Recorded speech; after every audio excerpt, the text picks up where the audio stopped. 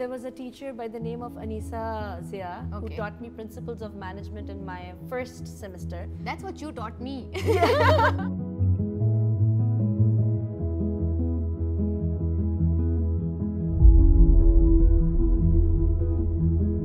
Bismillahirrahmanirrahim. Assalamu alaikum, and a very exciting welcome to everyone joining us today for another episode of Celebrating Sweet Success here at the Institute of Business Management. I'm your host Sarah Mashhood, the Chief Operating Officer at Corp. We have an exciting show lined up today for you thanks to Cadbury Dairy Milk and Dreamworld Resorts.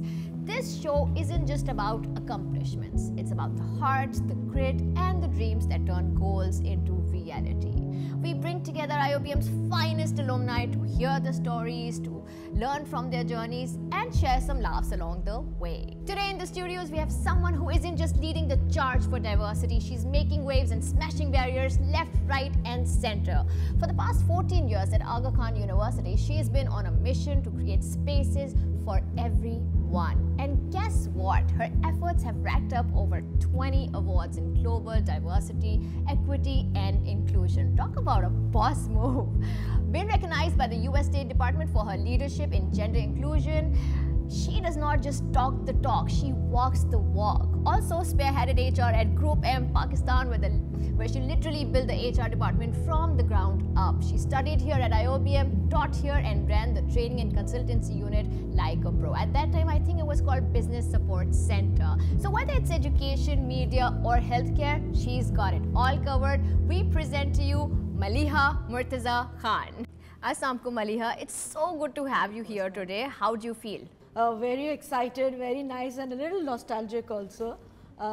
Because coming back to your institution and visiting it after I won't say very long time, but in a different capacity is definitely something very nostalgic. Yeah, so when was the last time you came here? I mean, are you like a regular visitor, or did you like... My association with IoBM has been for a very long time, so Yeah. coming in and out of this place has been like throughout the career that I've been in. Firstly, it was my first employer. Yeah. I started after my graduation, I started working at the Institute of Business Management in a capacity of a faculty and also running their training center. So that association is already there. Plus, I've been coming here as an HR professionals for the job fairs, in seminars, in alumni functions. Wow. So my connection has been very strong. So CBM stands right in my heart, and the connection is like always there. And plus being associated with the alumni throughout has also made me connected to the place. Wow, that's amazing. So IoBM's had a serious makeover. What would you like to say about it? When you see the changes, every time you come in, you see something's building, some new project has started. How do you feel about that? So that's something, you know, that makes you feel proud about the fact that you being part of an institute. I'm a graduate of my bachelor's was from the old campus. Okay. And I must say my association with IoBM, it's like the minute I came here for my master's, the first building was inaugurated. Then I was hired. Yeah. My office was in the inaugural building of the administration block. So, you know, two buildings, first one and the second one. Then I remember it was the sports center that came in, and then there was the examination block. So I've explored all the buildings throughout my life journey of CBM and IoBM. Amazing. The reason is that unlike other alumni, when you study and you leave the institution, after my graduation, I was associated with this place for around 9+ years, almost 10 years. 10, yeah. So I've seen the transformation from a campus that was there at the PAF base to this campus being established. So it was like, it's so wonderful to see how this organization has grown and the kind of impact it's created. So this building where I'm sitting right now, the SSK building has been new to me. Yes. So that's something, you know, makes you feel proud about. Yeah. Okay, any wild, funny, or let's say inspiring incidents that took place during your IoBM days? And when I say IoBM days, let's just separate them from your student life and your teaching days.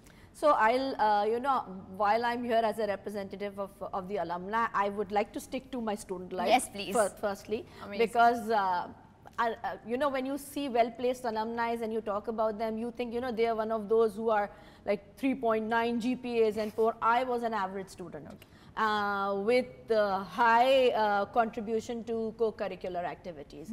So when it came to any concerts, when it came to having the first bonfire as a student, to organizing events, that was You me. were the one. So I've been a good student. I won't say I was a bad one. I was an average student, plus with a combination of the co-curricular activities. Yeah. So a lot of times, something that I really remember is, and that's a transformation I got from a student to a teacher. So I was sitting in it's a naughty one that I'm telling you. Okay. I was sitting in the class at the back, and my friends and I, we were like writing down and chatting, and slapping your hands together, Yes. thinking the teacher's not even Watching. noticing Yeah. or watching what Yeah. we're doing. And the teacher picks me up and says, Maliha, what are you doing? And I said, I'm not doing anything. And it was obvious that, we were passing notes how you are as students. That was the thing that I realized once I became a teacher. Okay. And then you have a class that's hardly 1.5 hours. There's a content that needs to be shared. Yeah. You are on a serious side on the Yes. other side of the stage.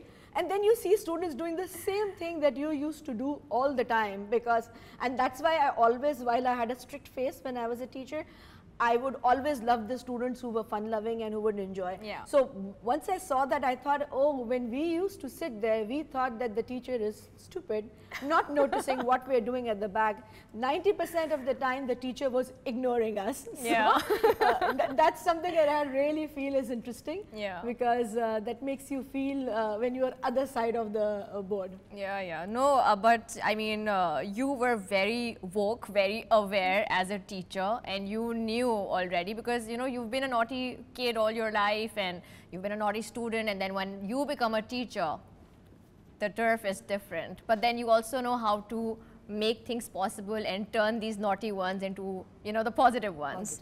All right. How did IOBM change you, or maybe improve in your career or maybe your personality? Like, was there anything that IOBM did there? So I think a lot that comes to my personality has been a gift of IOBM. Again, from the stint that comes up when you're a student. So when you come to an university, what's your age? You're like 17, 18-ish. Yeah. And especially rowdy, naughty kids. I'm the youngest of the family. You Oh, know what kind of that's people new. they are. So they're hyper, they're Yeah. naughty, they're one of those heart winners Yeah. who would get along with all the people. So I felt that giving these opportunities whereby you get to work in the co-curricular activities, that's something that CBM and IOBM actually polished in me. The opportunities that I got to work with in terms of organizations that were working in, and the kind of contribution in terms of event management was polished. I actually discovered my skills during that time. Wow. That's something, you when you are studying, you're also exploring yourself. Yeah. So you want to do a certain career, there are barriers that are around you that you're thinking, if I go into this and that. IOBM actually, unfolded the ways for me to decide what kind of options I can get into.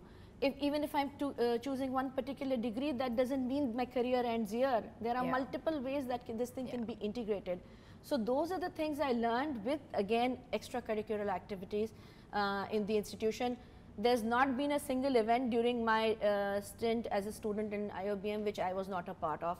All the convocations, stage plays and dramas, I was on the stage, whether it's hosting, whether it's acting. So I think that has really contributed. I can relate to you 100% here, because I think IOBM has also done the same for me. We're going to move on to your career after IOBM and what all you did, because you've been rocking it at Aga Khan University, and that too for over 14 years now.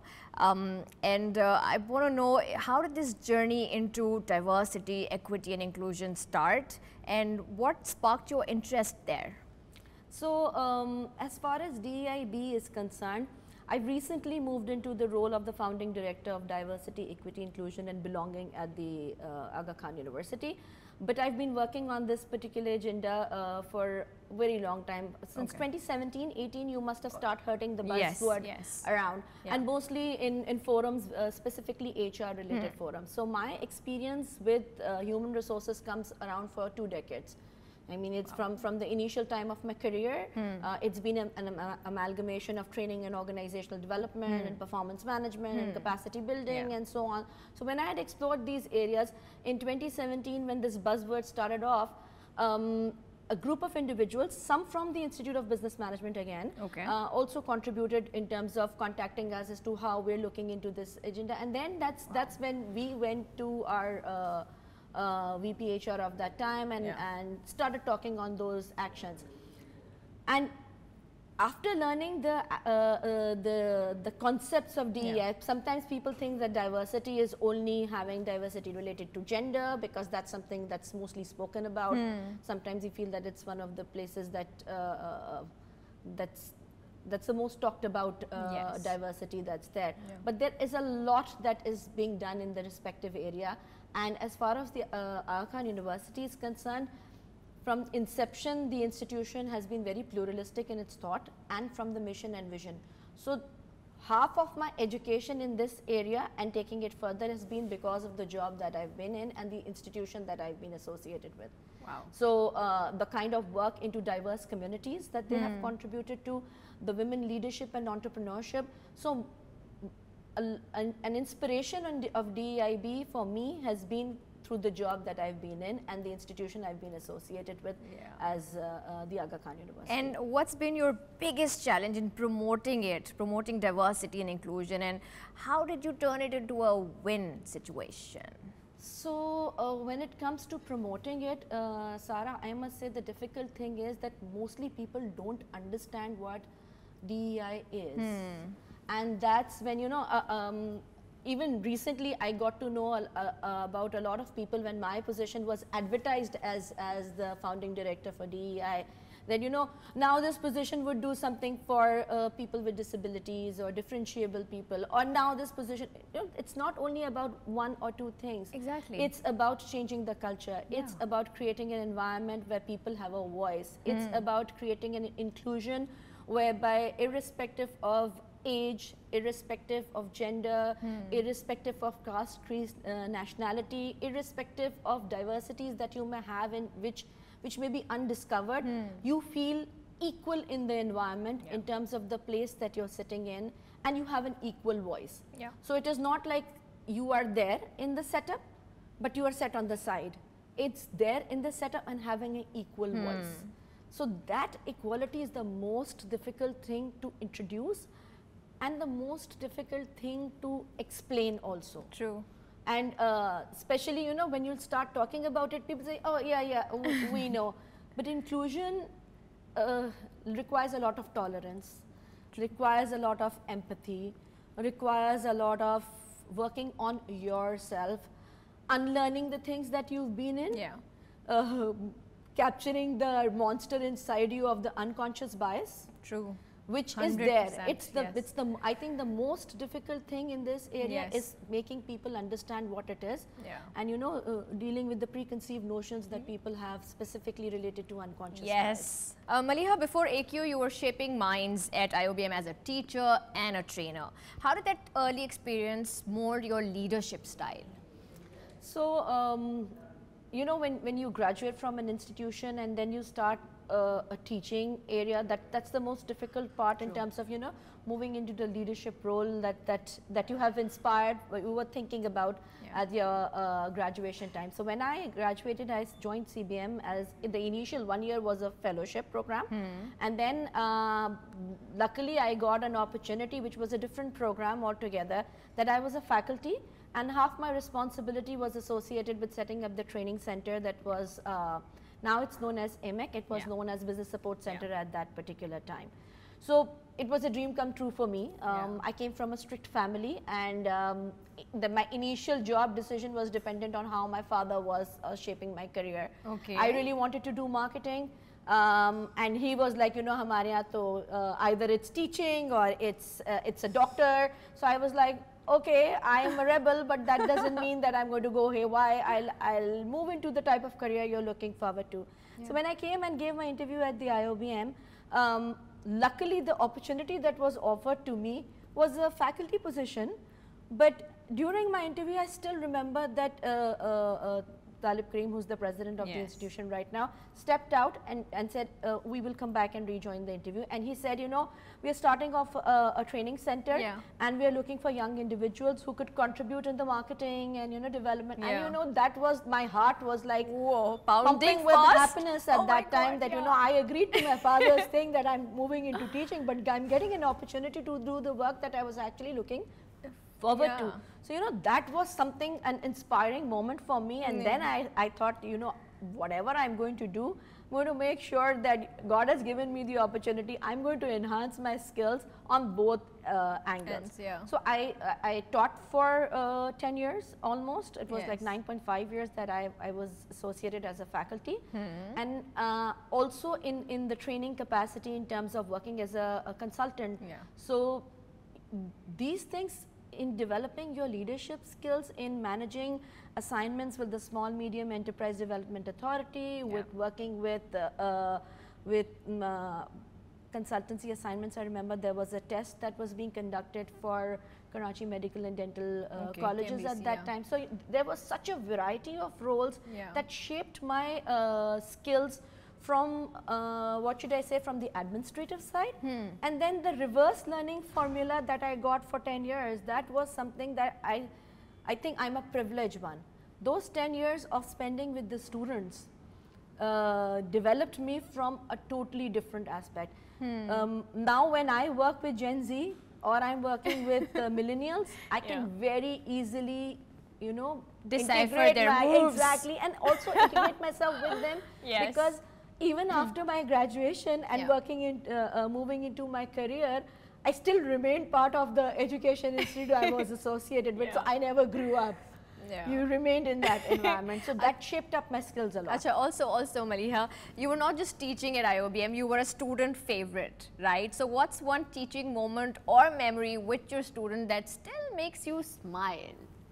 So there are multiple ones. I'm sure. I mean, there are some students that when I meet them outside, it's like the moments are moments of joy, because a teacher that would sit along with them, enjoy, and again, I was not a very easy teacher. I was also a strict teacher, because being a naughty student and then moving into the role, you have to carry that, you know, the face in front of you, so that others accept you as in that particular role. It was a role movement that I had to suffer from for a very long time. So those moments that you feel, one that I would like to share over here is, you know, the political society that we are part of, and I gave an assignment to the students. It was a class of 40.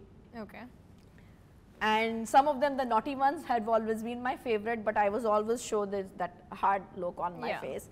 And I still remember that, and I'm talking about early 2000s, like, it wasn't that, you know, Google and YouTube were so active and stuff, but people had started using computers and, and they thought that, you know, teacher, how would she know what we're doing? 20 students from a class of 40 submitted the same printout, the same printout to me, and then they said, you know, and I was like, oh my God, 20 pages with all different names, and you think I'm an idiot? I cannot make it out. So that was the funny moment. I feel that they had the guts of doing that. The interesting thing that I did at that point was, I said that, you know, you did a childish thing, and I'm going to give you a childish punishment. The childish punishment is going to be that you come to my office. There was a big room at the side of my office where I made them sit. Some of them got the chair, some of them get the chair. And I said, you will now write the penance like kids write. Oh my God! You did a kiddish thing, and I need a kiddish response on that. Now when I go back, and while I was saying that it comes from the political arena, I still remember there was a son of some politician who was in my class. And when I asked him that, you know, everybody's sitting on the ground and you also sit and then you write the penance, I got the answer, I'm not going to sit on the floor. And I was like, dude, either you're sitting or no one else is sitting, because there my ethics and integrity would be like questioned. But then finally he agreed, and everybody was laughing when they went out. While this was a strict action, but it was also something very funny that I remember, that how did I even do it? I mean, it was a strict action, but I think anyone can expect something like this from Miss Maliha. Okay, going back to your proud moment, creating an inclusive environment is no easy task, and we all agree with that. But is there a project or initiative at AQ that you're super proud of, where you felt, yes, this is making a difference? So Sarah, as far as this particular role in terms of creating the impact and taking this to the next level, I've just moved into the role as of June 1st, and I'll be in a better capacity to speak about it maybe in the coming futures. But as far as the institution is concerned, there's so much in the institution that you are taking it to the next step that makes you feel proud you being a part of it. So while the institution has done in terms of development of the development sector, to see how they have encouraged the women to move on top. When I compiled that document and I published it and shared it, that's something I felt proud about. And I'm sure this is going to move on to the long way. Inshallah. So whether it's gender statistics, whether it is moving into elements of introducing internships and actions for people with disabilities. These are some pipeline projects that we have right now, but when it needs to be done, it really needs to come from the heart. True, true. That's amazing. Okay, Maliha, you've also been the head of HR at Group M and helped set up the HR there. What was the experience like? This is such a huge learning experience. How was it? So Sarah, interestingly, as I mentioned, when I graduated, I really wanted to be a part of a marketing firm. So while I was doing really well at the Aga Khan University, I got the opportunity to apply for the position and move on as the head of HR for Group M. Now that was again a dream come true for me, because your childhood inspiration when you want to go and contribute to a media industry, that came true. Once I went there, obviously this is a multinational organization. The position was reporting to the region and Pakistan all in all. And in the media industry, generally you do not see the HR departments very big. So at that time, there was no HR department. The HR department was part of the administrative role that reported to the CFO. And I was hired to set up the HR department. Due to some personal problems, I had to leave the institution after a year. But in that duration that I spent there, I was lucky enough to set up the department. When as far as setting up and talking about the basis and the principles, some major administrative things need to be fixed off. So when I went there, I couldn't see the employee files and information. So the data requirement was like a little haywire. So setting up the data place, there were few outsourced employees that they had, and they had no idea what to do with it. Then I introduced the outsource organization with them. I was connected with their region in terms of introducing their two softwares that they are using. One was, I think, JobWide, and the other one was Power to Motivate Their Stars thing, which they had not used, and even the APEC region had not introduced at that time. So I was the one who started the initial meetings, and I thought that, this is something, because that organization was very different from the ones that I had worked with. It's all young generation working there with very young leaders. So in that year stint that I was there, it was not only setting it up in terms of places, and then when you're working with corporate organizations, FTE counts. With the business, very much. Getting those is another problem when you get there. So I was one person, one HR head that was hired, who was just there to set up the department. And you've been working with different organizations, large setups like IoBM and AKU, where you had like. This was my second question. How was it different from the education side of things, this media? But you've clearly explained. What is your take on Gen Zs, if I could ask? So Gen Zs are very interesting to work with.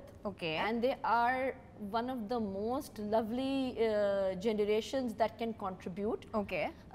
Sometimes you need to train yourself In fact, most of the time to adapt to train, you need to adapt to them. Yes.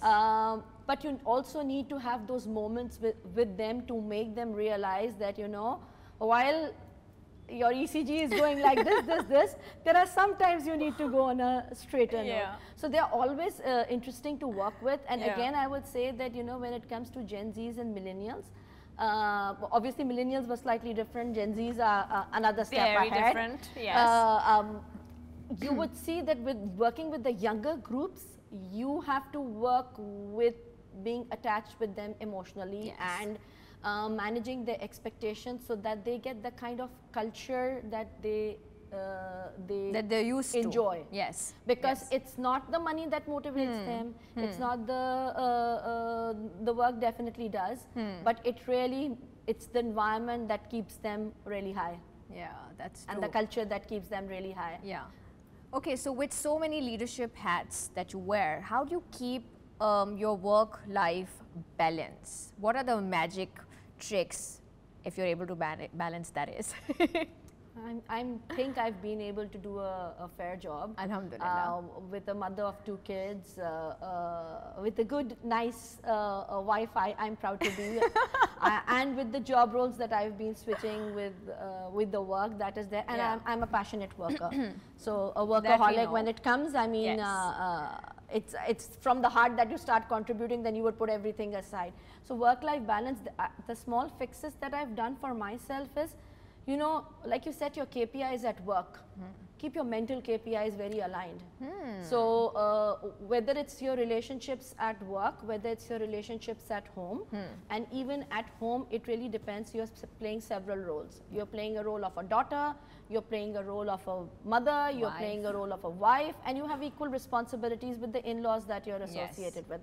Because for me, they have been my coping mechanisms in terms of the job that I've been doing so far.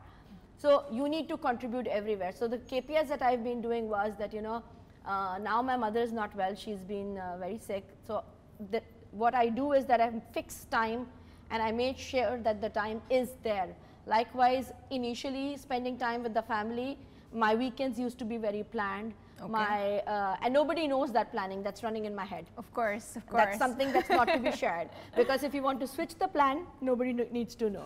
So you need to balance your time accordingly. Likewise, friends play a very important role. That comes for your altruism that is required. I'm one of those who makes sure that they give their time to the friends altogether. Yeah, you need that. That's for yourself. That's not for anyone else. Because you need to breathe in and out with the kind of stresses that are around you. So take out time and make a schedule in such a way that it doesn't goes haywire. It regulates your system in such a way that, you know, if it's been done once a week, then it goes out, that the other week goes to someone else, and then the other week goes to someone else. Then you plan your kids accordingly. You make sure everything is aligned. If you're doing something, they have something to do. So these are few things that I've been doing throughout. Very nice, because so many people struggle with, you know, getting any me time for themselves, and I think you've given us such good tricks, so they should definitely work.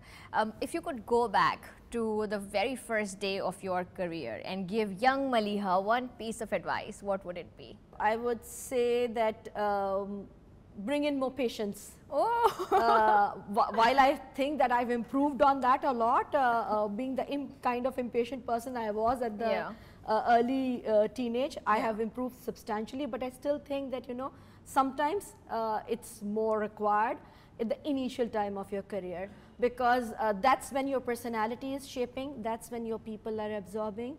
Sometimes you play really hard on yourself.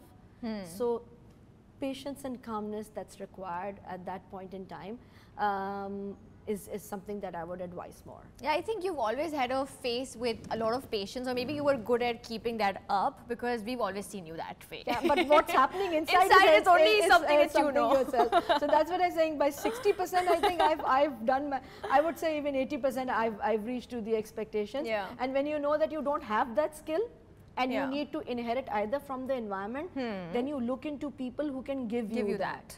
So you get the inspirations from individuals, and that necessarily does not come from work, or from the bosses or the people that you work with. That can come from anyone around you who could be your role model for that. Yeah, I have an interesting question for you. This is about the future of DI. It says, looking ahead, what's next for diversity and inclusion? If you could predict one major shift in how workplaces approach DI in the next 5 years, what do you think? Sarah, I think the forums that I've been working with, especially in Pakistan, I'll stick to Pakistan. Yes, please. I've seen over the 5 years, a lot of people have talked about things that were not being done earlier. For example, disability inclusion has been there in the law since ages. Yes. Right? Yeah. It's been there since ages, but easily people were paying the price, and why put an effort of including? Now when the talk is starting up, that's when I see all, and I'm sure you must be seeing LinkedIn nowadays, each organization is doing something with respect to that.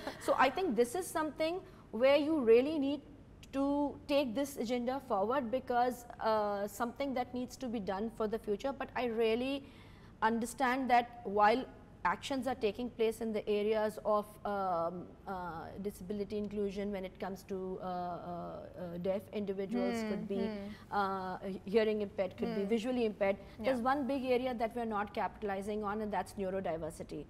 That's one of the things that people don't even know about, and that's the kind of differentiable individuals who you cannot even make up. As in, you cannot, you never know, I may be one. True. And I've survived over the period of time, but there may be individuals who may be at a scale who are being excluded just because you cannot find out. So in the future arenas, I feel that the organizations should look into it and should put focus on these areas. All right, nice. This is good. Any advice for all those aspiring leaders, you know, maybe women looking to make an impact in DI, if you could just give? So as far as the advice is concerned, I feel that, you know, women leaders should not give up. Okay. That's something that I felt over the period of time of my career. It's been like more than 24 years that I've been working in continuation. Every time there comes a situation where I think, you know, tomorrow is the time I'll quit. You know, because somewhere or the other there are problems in the motherhood guilt could be there. Could be anything, which makes you go down a little bit, and then you say, you know, that's something that you have to live up with, counsel yourself and come out of it, because that would be there always. So show no guilt in that area. Make sure that you come out of it and you respond. And secondly, they are not all organizations that are very women friendly, but there are good people around in the organizations who help build in those places. So sometimes you may not have those policies available, because not everybody is working in the top organizations where things are there. But don't give up. I personally feel that you should have your conversations and shape your way, because while you are doing that, you're not only helping yourselves, you're also helping those organizations and people pave a way for others who are coming in. Wow, that's something I really That's very inspiring. That was great. In conversation with the most amazing Maliha Murtaza Khan, we're now moving to our games segment. Are you ready? I'm ready. Okay, my first word is health. Take care of it all the time. That's the base for everything. Nice. Next is teacher. It's not only education that you're imparting, it's also the love that's going to encourage you in future. Oof, I love it. Then Pakistan. I love the place and would never leave it. Me neither. Okay, how about diversity in Pakistan? We know your thoughts about this one. So, I think more than diversity, it should be inclusion, because we are a diverse nation at large, contributing throughout, but inclusion is really required in a lot of places. So unlearn and do things differently. Wow. What about family? My first priority. Woohoo. And students? My love. Challenges. You need to identify them, and there is no challenge which has no solution. So you have a mind to do it. Yeah, last but not the least, IoBM. So my first home, in terms of my job, in terms of the place and my association. Thank you so much. This is really good. We're now going to move on to our next round, which is rapid fire round. Quick questions, quick answers. Are you ready? I'm ready. All right, then let's fire away. My first question is, who's been your biggest inspiration in your teaching career? So there was a teacher by the name of Anisa Zia who taught me principles of management in my first semester. That's what you taught me. and she was a visiting faculty. The way she used to carry herself, really, and the way she used to talk and the aura, that's something, you know, when I became a teacher, I was like, you know, that's how you should be taking further. Yeah, but that's not only one. Another teacher is Naved Sab.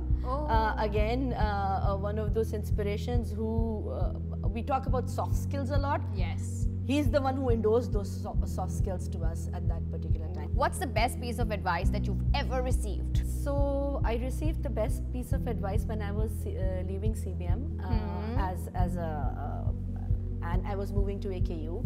And I remember at my farewell, prior to that, the first pre-convocation dinner was organized. That was the event that was done for the first time at that particular time. It was like 2010, I believe. And after that, Talib Karim was my boss at that time, and Shahjah Karim was the president. So he took me to Shahjah Karim and he introduced myself and he said he's leaving. But then he said, Maliha, event management is your skill. Throughout your life, make sure you don't leave it. That really encourages you and that makes you who you are. So that's one piece of advice that I took from the president of this institution. Wow. And it stays in my heart from a mentor who's been my boss. Wow, that's amazing. Your favorite subject at IoBM and why? Again, personal management, I would say, because that's how my career shaped up. Yes. Talking about stress management, talking about business etiquette. So that was my favorite subject. One word your students would use to describe you? I'm just wondering, kaun si wali side choose kari? Strict wali, ke easy wali? Maybe. You were both. Amazing, I can say, because my class used to get full as soon as the portal was advertised. I hardly used to take 2 courses. Yeah, I remember. One word your colleagues would use to describe you? Come on, this one's easy. A problem solver, high energy. Wow. Name 2 or 3 friends you made at IoBM that you're still in touch with. I remember you taking a few names and some friends coming to meet you, and they also taught while you were teaching here. Yeah, so my friends from IoBM, all of them, I don't need to take 2 or 3 names. I have loads of friends that IoBM has given to me. All my batchmates, we were a class of only 35 people when we entered BBA 8. I'm in touch with every one of them, but my best friends, Sobia was also teaching here. I'm associated with her. Samreen, Tazeen, Arsalan Kutab, HBL, Tazeen, TCF. Amna Khatib was one of your invitees, Irfan. So I'm in touch with everybody. I'm on regular meetings with everyone, and I've kept my association live with people that and apart from that, the other alumni also, I'm in connection with them too. All right, name a few students from your teaching days that you remember till today. So Sarah Mashhood, this time is sitting right in front of me. And many more. I mean, I'm in touch with my students a lot. So whether it's Uruj Mazhar, whether it's Shizad Iqbal, whether it's Taha, who's working for Nestle as a media manager. There are so many students that I'm working with in a colleague capacity. Nargis is there. Maha was there. So these are the people that, you know, I've been very lucky to have been associated with the 10-year alumni of the institution and then working with them also. Okay, if you weren't at AQ right now, where would you be? So again, for me, job has been very different from a normal thing. I mean, I could contribute anywhere when it comes to things, but I would like to work for an organization which is like credible, and so it could be, I mean, for now, it's AKU, and for later on also it remains the same. One lesson you'd want to teach a 5-year-old about life? Life is a journey. Things come on the way, so be mindful and compassionate, and think twice before you do anything. So stop, think, and consult. Achha. One thing about you that might surprise people. With all the heavy load of work that I'm doing and the jobs that I'm performing, I'm a big fan of TV series and stuff. So, you know, I specifically take that time out. And a lot of times people say, you know, why are you watching this international content and stuff? I prefer watching local Pakistani content because I believe that if we watch it and we see it, this is something that's going to contribute to the larger picture. We gotta promote it. Okay, last question of rapid fire round. What is the best investment you've ever made in yourself? So in my life, if I see my best investment is choosing the right spouse. Oh wow! So for your career to be in the right place and your life to be in the right place, that's the right investment you need to make. Having a good support system is so necessary. And choosing it yourself. Excellent, excellent. Thank you so much, Maliha. This was great. This was awesome. Before we wrap things up, with thank yous and goodbyes, what advice would you give to a student who is studying here, or maybe anyone who's just stepped into their careers?